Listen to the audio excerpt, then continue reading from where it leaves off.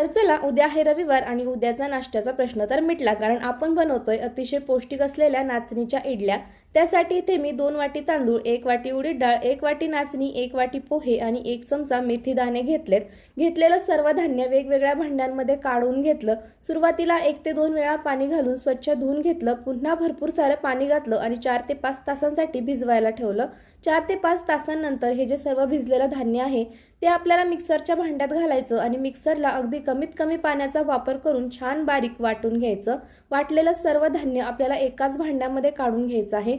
यातील फक्त नाचणी सुरुवातीला जड जाते, मात्र नंतर गरजेनुसार पाणी घालायचं आणि नाचणी सुद्धा छान बारीक दळून घ्यायची आहे। घेतलेलं सर्व साहित्य छान फेटून घ्यायचं आणि 8 ते 10 तासांसाठी फर्मेंट होण्यासाठी ठेवून द्यायचं। डब्बा अगदी ओव्हरफ्लो होत होता, म्हणून मी दुसऱ्या भांड्यात सुद्धा काढलं होतं। दुसऱ्या दिवशी यात चवीनुसार मीठ घालायचं, व्यवस्थित फेटून घ्यायचं। अशा पद्धतीने नाचणीच्या इडलीचं पीठ तयार आहे।